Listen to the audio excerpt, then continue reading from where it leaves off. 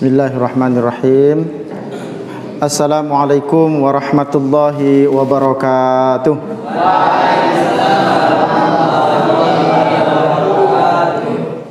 Bismillah, innal hamdalillah wassalatu wassalamu ala Rasulillah wa ala alihi wa ashabihi wa mawala. Asyhadu an la ilaha illallah wahdahu la syarikalah wa asyhadu anna Muhammadan abduhu wa rasuluhu la nabiyya wa rasula ba'dah. Wala haula wala quwwata illa billah, amma ba'du.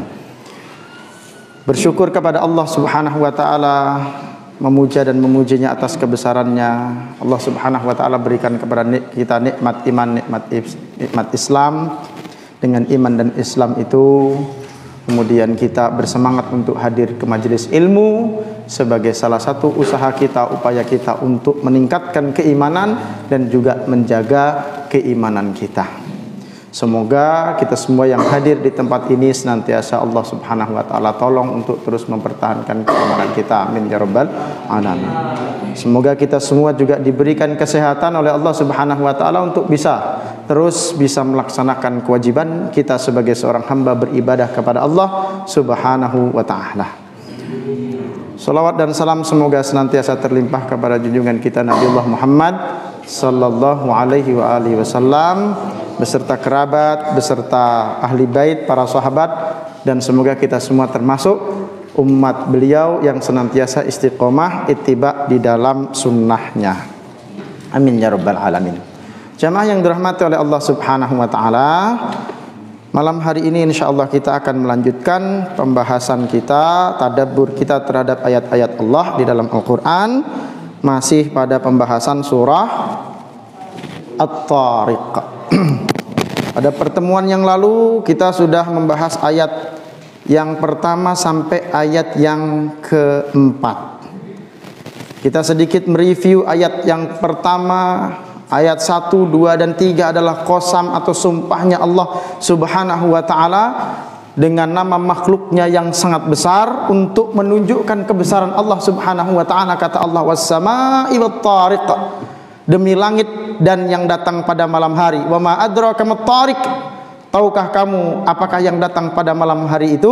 An-najmus tsaqib, yaitu bintang yang cahayanya menembus, yang memiliki cahaya yang menembus. Kemudian ayat yang keempat dan seterusnya merupakan jawabul qasam, pernyataan dari sumpah Allah Subhanahu wa taala.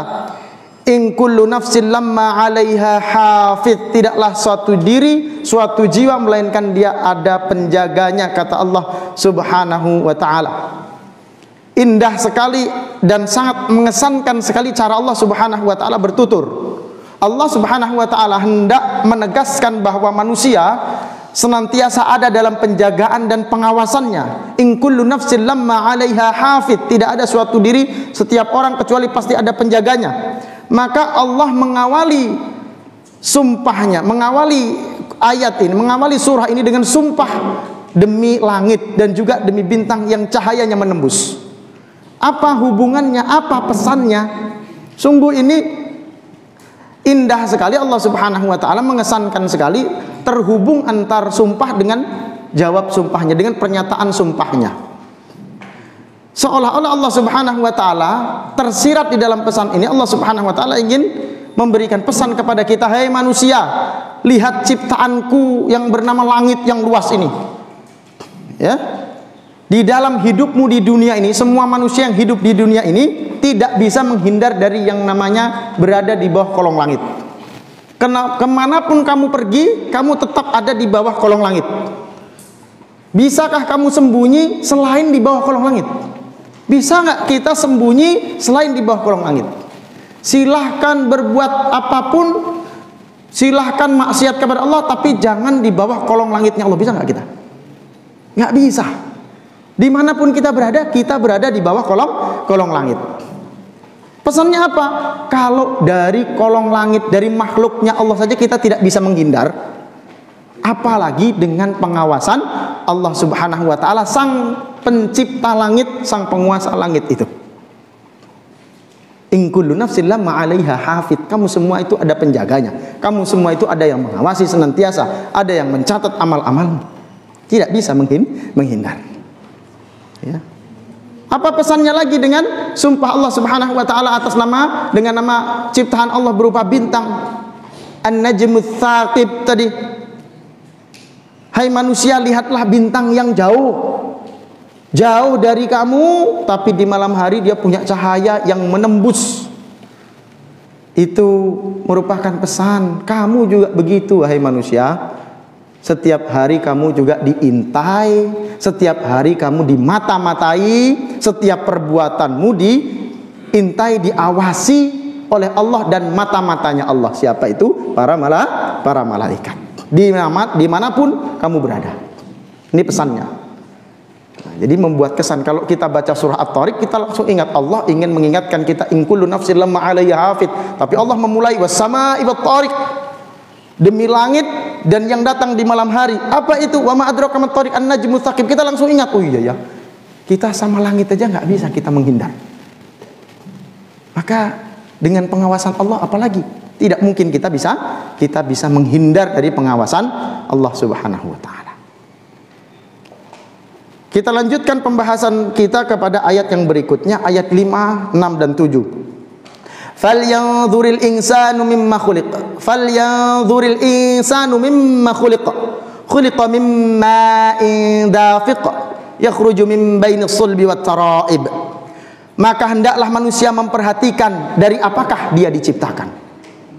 Dia diciptakan dari air yang terpancar. Khuliqa mimma dafiq, dari air yang terpancar. Yakhruju min bainis sulbi wat tara'ib, yang keluar dari tulang sulbi ayah dan tulang dada ibu. Lagi-lagi jemaah yang dirahmati oleh Allah Subhanahu wa taala, ini satu pesan yang sangat mengesankan dari Allah Subhanahu wa taala, yang tentu ini bertalian satu sama lain. Ayat yang pertama, ayat yang bagian pertama sumpah Allah, dan ayat yang keempat dan berikutnya saling bertalian. Di ayat yang sebelumnya Allah Subhanahu wa taala menjelaskan kepada kita bahwa kita ini dijaga terus menerus dijaga, diawasi terus menerus 24 jam dalam sehari, 7 hari dalam seminggu, 30 hari dalam sebulan, 12 bulan dalam setahun, non-stop, tidak sedetik pun dilalaikan oleh Allah Subhanahu wa taala, dijaga. Kita sudah terangkan kemarin bahwa kita ini semua dijaga oleh Allah Subhanahu wa taala. Apa maknanya? Nih kalau kita buat perbandingan. Ya, kalau kita punya anak masih balita. Tahu balita? Balita tahu? Apa balita? Bayi 5 tahun. Atau batita, bayi di bawah 3 tahun. Kita juga balita juga nih. Banyak juga balita di sini. Bayi 50 tahun. Batita mungkin bayi 30 tahun. Ya. Kita punya anak balita, punya anak batita. Pasti anak itu akan selalu diawasi. Pasti anak itu akan selalu dijaga. Kalau bukan orang tuanya, mungkin anaknya, kakaknya disuruh, "Kak, jagain adik. Bapak mau pergi. Mama mau masak, mama mau cucian." Enggak, dia tinggal sendiri main. Enggak, disuruh jaga. Bahkan ada kadang sewa babysitter untuk menjaga anak itu, untuk menjaga si bayi itu. Ya. Dijaga dan dipelihara, dirawat, dilayani, ya kan gitu ya. Mau makan dibuatkan, ya kan? Mau ngapa-ngapain dijaga, ditemanin. Ya, dalam setiap keadaan. Nggak ada orang tua membiarkan bayinya sendiri, mau makan, oh bikin sendiri aja, masak, bikin bubur sendiri. Ya, bayi mak mau makan, beli sana bubur ke warung sendiri. Nggak ada. Ya. Nah, kenapa bisa begitu? Kenapa bayi batita tadi harus selalu diawasi, harus selalu dijaga? Kenapa? Karena bayi itu adalah makhluk Allah yang lemah. Maka ketika Allah Subhanahu wa taala menyebutkan di ayat sebelumnya bahwa kata Allah setiap manusia itu pasti ada penjaganya, itu menunjukkan bahwa kita manusia ini adalah makhluk yang sangat lemah. Sehingga apa? Sehingga selalu membutuhkan penjagaan, selalu membutuhkan pemeliharaan. Karena kita hakikatnya tidak bisa mengurus diri sendiri. Ya. Tidak bisa mengurus diri sendiri. Sehingga semua kita membutuhkan pertolongan Allah Subhanahu wa taala, membutuhkan penjagaan Allah Subhanahu wa taala. Sehingga Allah perlu untuk mengirimkan, ya. Bukan Allah yang tidak mampu, tapi Allah Subhanahu wa taala menunjukkan kuasanya, mengirimkan malaikat untuk menjaga kita, untuk jadi babysitter buat kita. Itu menunjukkan kita lemah karena memang tidak punya daya dan kekuatan. Maka Allah Subhanahu wa taala jelaskan sebelumnya, setiap kalian tuh selalu dijaga 24 jam non-stop karena kalian ini makhluk yang lemah, ngurus diri sendiri nggak bisa. Maka mesti dijaga. Ya. Lalu maka kemudian di ayat yang kelima, 6 dan 7 ini Allah ingin menegaskan falyanzuril insanu mimma khuliq. Maka wahai manusia, perhatikanlah oleh kalian dari apa kalian diciptakan. Khuliqa mimma indafit. Kalian itu diciptakan dari air yang memancar. Yakhruju min baini sulbi wat taraib, yang keluar dari tulang sulbi ayah dan dari tulang dada ibu.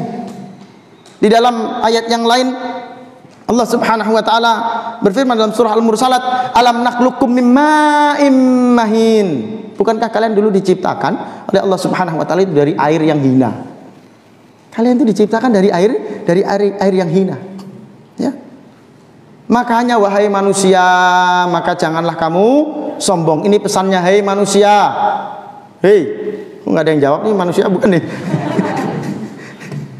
Ya. Hei manusia, jangan sombong. Kamu ini manusia, kamu ini makhluk yang diciptakan dari sesuatu yang menjijikkan, dari sesuatu yang hina. Maka jangan sekali-kali kamu buat sombong. Apa yang mau disombongkan? Apa itu sombong?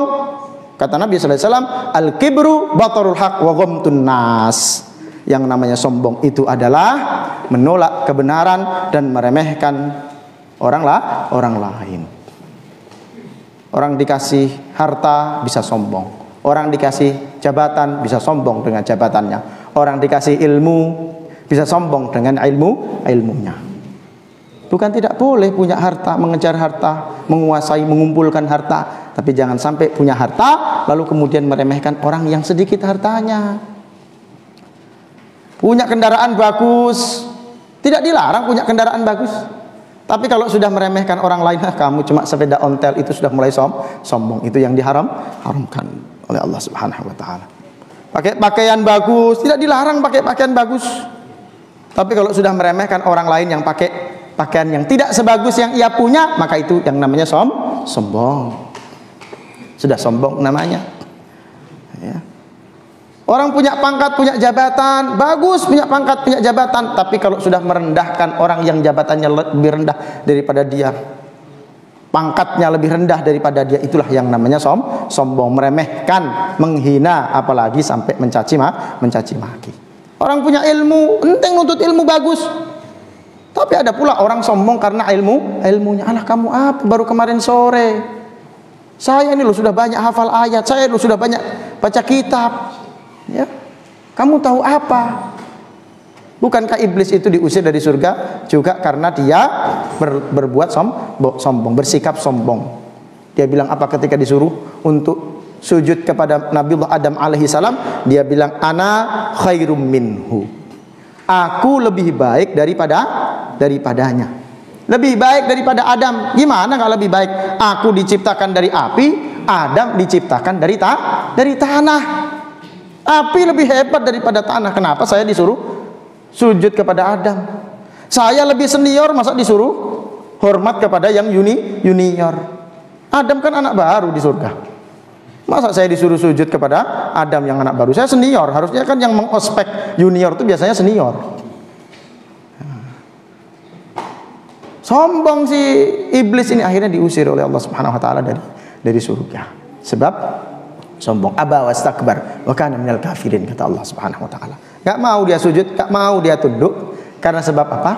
Dia sombong, enggan dan sombong, enggan menjalankan perintah Allah, dia menolak kebenaran, ya, dan dia sombong meremehkan Nabi Adam alaihi salam. Ya. Bagus orang berilmu, tapi kalau menyombongkan dirinya karena ilmunya, dia meremehkan orang itu.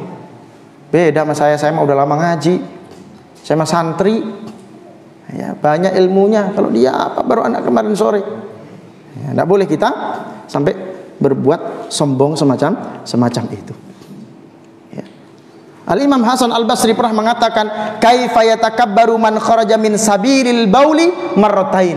Bagaimana orang itu kok bisa sombong padahal dia dikeluarkan dari jalan kencing itu sebanyak 2 kali. Manusia itu kok bisa-bisanya sombong padahal dia itu keluarnya dari jalan kencing, dan itu 2 kali. Pertama keluar dari ayahnya dalam bentuk air mani, itu keluarnya dari jalan kencing. Kamu itu keluarnya dari jalan kencing, kamu itu. Saya juga. Ya. Dari ayahnya. Habis itu lahir dari rahim ibunya juga dari jalan kencing. Ada yang dilahirkan dari mulut ibunya, dimuntahkan gitu. Adakah?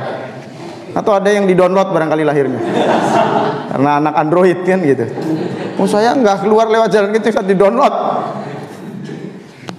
Ya. Nah, ada semua sama tuh, keluar dari jalan kencing 2 kali. Kata Hasan Al-Basri, betul. Dari ayahnya, dari ibunya. Begitu mau sombong. Kalau ada orang sombong, petentang-petenteng, oh, kamu nggak tahu siapa saya. Tahu, itu aja bilang. Bapak kan yang keluarnya dari jalan kencing 2 kali kan? Itu mau sombong. Jadi kalau ada yang petenteng-petenteng nanya, kamu nggak tahu siapa saya? Tahu, Pak. Bapak yang keluar dari jalan kencing 2 kali. Ya. Ya. Sama kita. Dan kalau dia mau sombongkan hartanya, kalau Allah Subhanahu wa taala mau sebentar saja lenyap harta itu.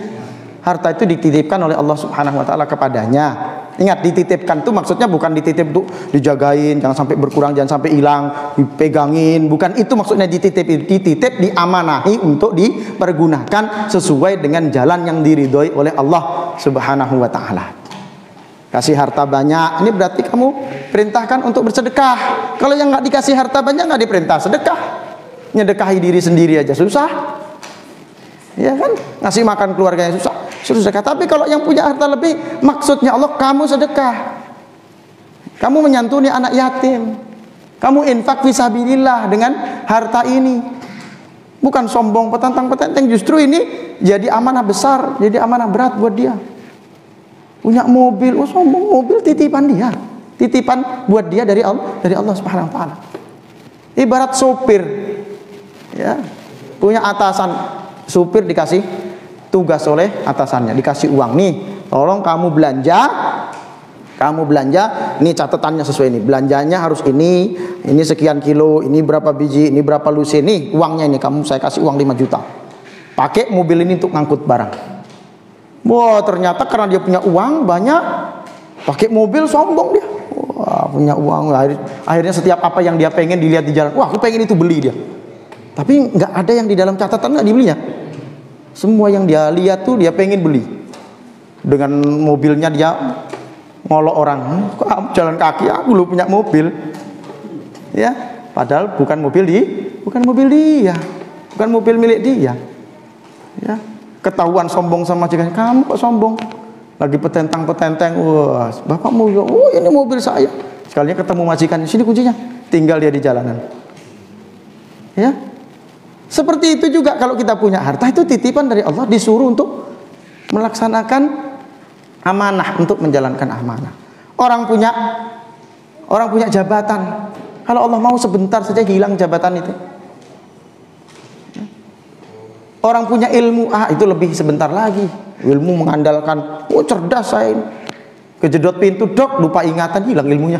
10 tahun dia belajar, 17 tahun dia SD, 6 tahun SMP, 3 tahun 9 tahun, tambah SMA 3 tahun 12 tahun, kuliah lagi 4 tahun 16 tahun dia kuliah. Kejedot pintu, jedot, hilang semua ilmunya. Apa yang mau disombongkan?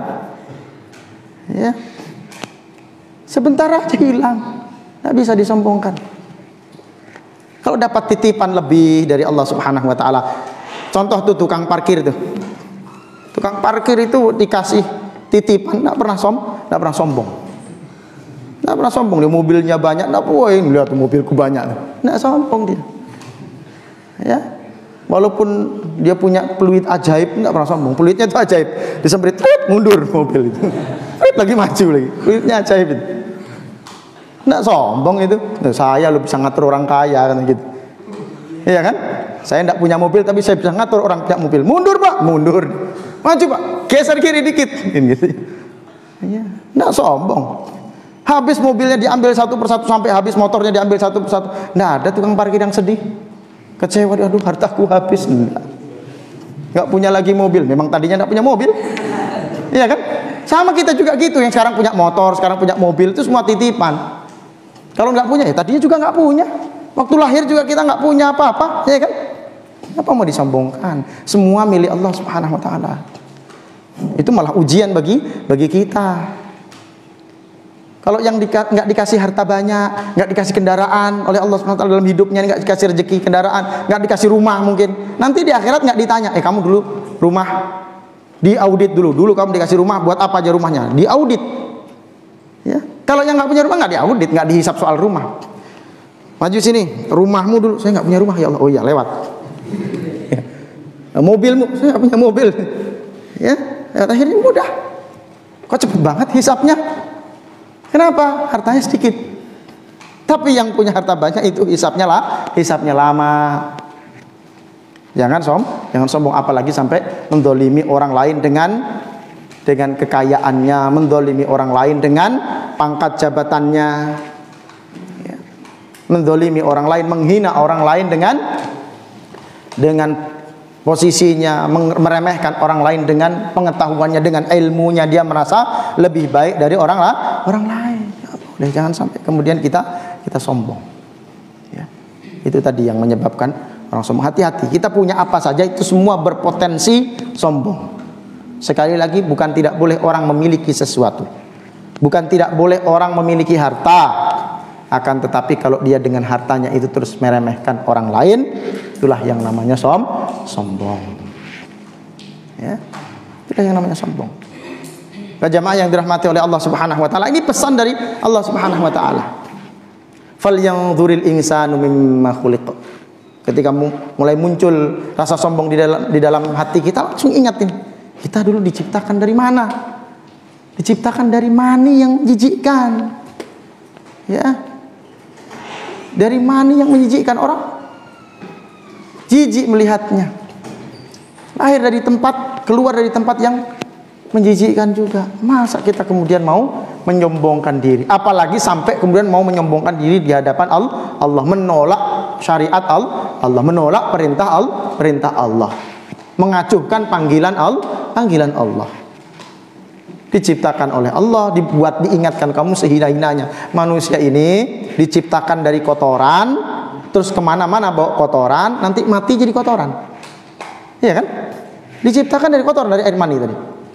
Terus begitu jadi manusia, kemana-mana bawa kotoran. Tuh di dalam perut tuh kotoran semua tuh.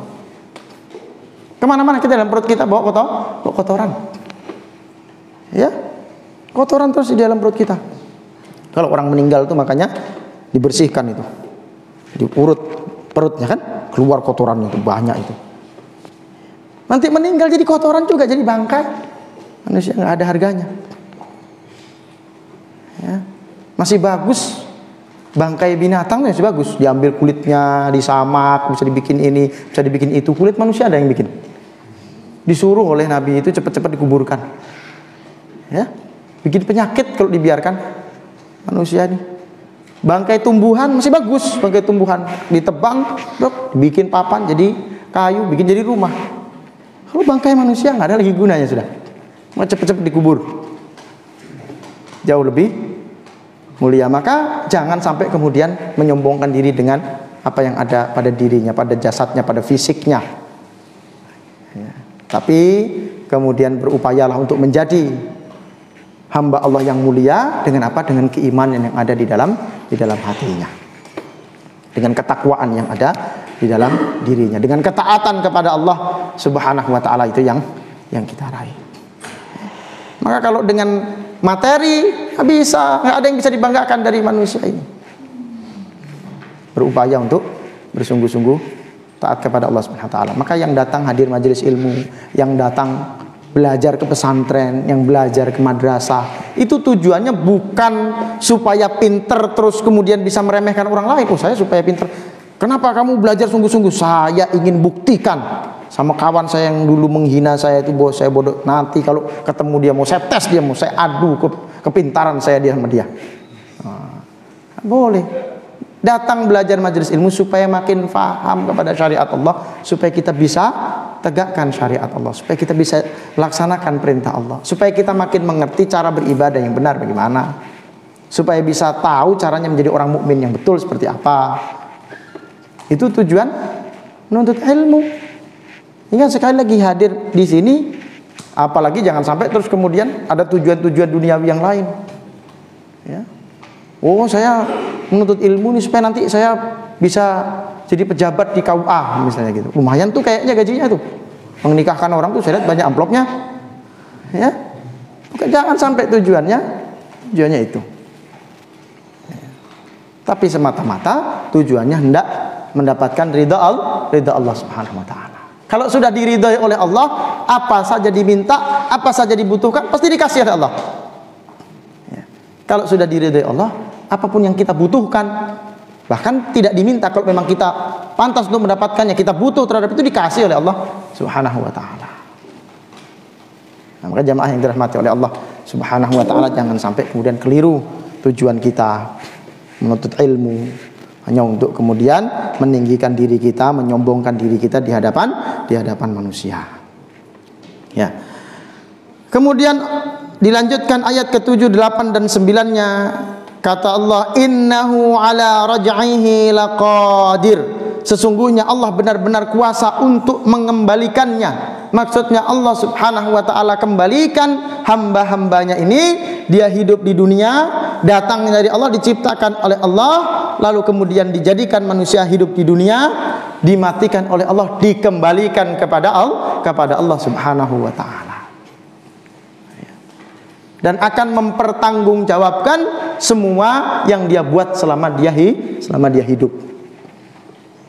Maka hidup kita ini semua mempersiapkan hidup setelah mati itu, yang jauh lebih lama daripada hidup kita di dunia. Hidup di dunia ini singkat sekali, sangat-sangat singkat. Kita sudah pernah bahas bagaimana hanya waktu jeda antara satu proses dengan proses yang lain di hari kiamat, antara yaumul hisab dengan yaumul mizan, ya. Hari penimbangan, hari perhitungan, sampai nanti hari saat orang dipanggil satu persatu untuk melewati sirat. Itu membutuhkan waktu ratusan tahun, puluhan sampai ratusan tahun. Jadi orang ngumpul di mahsyar itu ratusan tahun prosesnya itu. Dan kita untuk mempersiapkan keadaan kita di hari kiamat itu, hari inilah ketika kita hidup yang singkat ini. Jadi jangan sampai justru menggadaikan keimanan hanya untuk mendapatkan kenikmatan kehidupan yang sangat singkat, yang sangat sesaat ini. Banyak orang berpikir bagaimana caranya hidup enak, tapi jarang orang berpikir bagaimana caranya mati enak. Ya. Apalagi kita tidak tahu kapan kita ini akan dipanggil oleh Allah Subhanahu wa taala. Maka semestinya kita selalu mempersiapkan diri kita dalam keadaan siap kapanpun Allah Subhanahu wa taala ambil kita. Selalu nanya kepada diri kita setiap saat, kalau Allah ambil saya sekarang, sudah siap atau belum? Belum siap. Jangan bilang belum siap terus. Harus terus mempersiapkan diri. Karena kalau sudah datang waktunya, siap tidak siap, pasti diambil. Nggak ada yang ditanya, apakah Anda sudah siap untuk diambil? Ya. Apakah Anda siap untuk dicabut nyawanya? Tidak ditanya. Yang ditanya seperti itu hanya para nabi aja. Kalau para nabi ditanya, kemudian masih mau hidup atau mau diambil. Tapi kalau para nabi malah senang diambil. Sekarang aja ketemu Allah. Sekarang aja ketemu Allah. Kalau kita masih takut, ini tanda berarti kita tidak mempersiapkan diri kita. Jangan merasa kemudian masih muda, wah saya masih 30 tahun, saya masih 20 tahun, berarti masih lama. Tidak ada. Karena syarat mati itu dia harus tua. Banyak anak yang masih muda sudah meninggal. Banyak masih anak-anak bahkan sudah wafat. Orang sudah tua, tidak meninggal banyak. Orang sudah sakit-sakitan, umurnya 100 tahun misalnya, tidak meninggal. Masih ulang tahunan, tiup lilin. Sesuai umurnya jumlah lilinnya. Usia 100 tahun, lilinnya 100 juga. Siuh nyanyi-nyanyi itu. Ya. Panjang umurnya. umurnya panjang, napasnya udah pendek. Disuruh niup lilin 100, belum mati lilinnya, orangnya mati duluan. Nggak usah tiup-tiup lilin tuh ya, nggak usah tiup-tiup lilin tuh. Termasuk sekalipun dimodifikasi, diganti pakai doa, ya, doa bahasa Arab, tapi tepuk tangan tiup lilin kayak sama aja. Ya, nggak usah ikut-ikut budaya orang kafir itu. Syarat mati tidak harus tua, syarat mati tidak harus sakit. Orang yang sehat tiba-tiba wafat juga banyak. Dan kalau sudah wafat tidak ada lagi kesempatan untuk kembali ke dunia. Kalau sekarang ada yang menyesal, aduh saya menyesal Ustaz, sekarang umur saya udah 40 tahun baru sekarang saya sadar pentingnya belajar agamanya, pentingnya ibadah. Bagus, nyesalnya sekarang. Karena kalau nyesalnya setelah kematian, percuma, penyesalan itu nggak ada gunanya.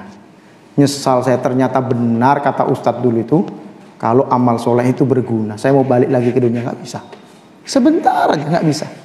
Disogok malaikatnya nggak bisa, ya, disuap. Nggak ada malaikat yang wani piro, nggak ada. Nggak kayak di dunia, ya bisa. Maka persiapkan diri kita untuk hari kita kembali kepada Allah Subhanahu wa ta'ala. Innahu ala raj'ihi laqadir. Sesungguhnya Allah benar-benar kuasa untuk mengembalikan manusia itu hidup kembali, berjumpa dengan Allah Subhanahu wa ta'ala, mempertanggungjawabkan segala perbuatannya. Yauma tubelas sarair. Pada hari ditampakkan segala rahasia, ya. Yauma tubelas sarair, ditampakkan as-sarair, rahasia-rahasia. Kalau sir, ya, sir itu rahasia. Jamaknya asrar, rahasia-rahasia. Kalau sarair ini jamak dari sarirah, jamak dari sarirah. Kalau sir itu rahasia, sarirah sangat rahasia. Jamaknya sarair. Pada waktu itu, pada hari itu, pada hari kiamat itu ditampakkan semua, diumumkan semua segala rahasia-rahasia kita yang sangat rahasia. Apa itu yang sangat rahasia? Apakah ngobrolnya kita bersekongkol, berbuat buruk, berbuat maksiat kita itu rahasia? Itu cuma rahasia. Yang sangat rahasia di mana? Yang ada di dalam hati, itu lebih rahasia lagi. Orangnya duduk di sini, matanya memandang Ustadz lagi tausiah, pikirannya kemana-mana. Pikirannya apa? Apa Ustadz ngomong kayak gitu? Betul juga omongannya dalam hatinya. Itu rahasia betul itu. Itu sangat rahasia. Nanti di akhirat diputar lagi itu. Kayak di film-film. Kita begini, terus ada suaranya. Apa itu Ustadz itu? Menggema suaranya kan? Ya, banyak omong aja Ustadz itu. Wah, gitu kan? Itu nanti diwujudkan semua. Bahkan ada subtitlenya barangkali supaya lebih jelas. Oh, ini. Ya, ini yang dia kerja. Membayangkan yang lain-lain, ya kan? Membayangkan yang tidak-tidak. Itu semua nanti ditunjukkan oleh Allah Subhanahu wa ta'ala. Manusia nggak tahu. Orang duduk di sebelahnya nggak tahu. Yang duduk di sebelahnya nggak tahu apa yang ada di dalam pikirannya. Yang di sini tidak semua pikirannya seragam sama kan? Bisa jadi ada yang pikirannya melayang kemana-mana. Bahkan orangnya lagi berdiri di atas sajadah, Allahu Akbar, lihat sajadah, lain juga yang dipikirkannya. Itu gambar sajadah kenapa kayak paha ayam itu kan? Wah, enak betul tuh, aku ingat tadi itu paha ayam. Tadi itu jatahnya satu, tapi aku ambil tadi dua itu tadi. Simpan di dalam kamar tadi itu. Persis sudah kayak gambar sajadah itu. Orang lain sebelah nggak ada yang tahu. Iya kan? Misalnya kalau ada santri yang seperti itu. Tapi santri di sini tidak ada seperti itu. Santri di sana tuh jauh tuh. Ya. Ya, tidak ada yang ngaku kata Ustaz. Ya. Sebelahnya nggak ada yang tahu. Dia sholat, bayangkan, Allahu Akbar. Lagi sholat maki-maki imamnya, Allahu Akbar. Imamnya bagus suaranya, bacaannya bagus, surah Al-Baqarah dibaca tuh. Apa imam tuh? Ya. Panjang-panjang bacaannya tuh, palingan juga lupa. Terus lihat aja, mudahan lupa.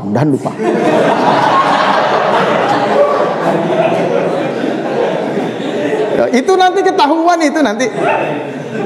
Kenapa? Karena ada dengki tadi kan, ada iri. Misalnya santri biasa namanya dengki, namanya iri itu terhadap orang yang selevel. Santri sama santri itu biasa iri tuh. Santri sering dibawa ustadz nih kemana-mana. Ada santri yang iri misalnya. Itu terus dibawa imam. Padahal aku lebih bagus bacaannya, lebih bagus, lebih baik hafalannya. Mudahan terplecok lidahnya, mudahan terplecok lidahnya. Itu diingat. Terus, nanti aku di bawah ustadz. Itu nanti dizohirkan.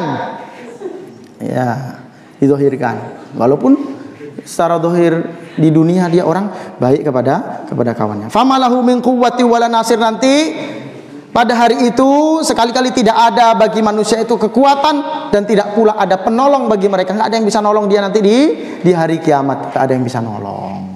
Dulu waktu di dunia buat maksiat, dulu buat di dunia itu bersekongkol sama kawannya, ya, untuk berbuat maksiat, untuk berbuat curang. Nanti di akhirat nggak bisa saling tolong menolong, nggak bisa saling tolong menolong. Dulu di dunia punya backingan, wah dia berbuat maksiat, dia berbuat melanggar hukum, tenang aja, saya punya banyak kenalan polisi, ya. Ya, saya kenal, saya juga kenal, sama presiden aja saya kenal, presidennya aja nggak kenal saya. Tapi saya nggak sombong, ya kan? Kapolri saya kenal, ya.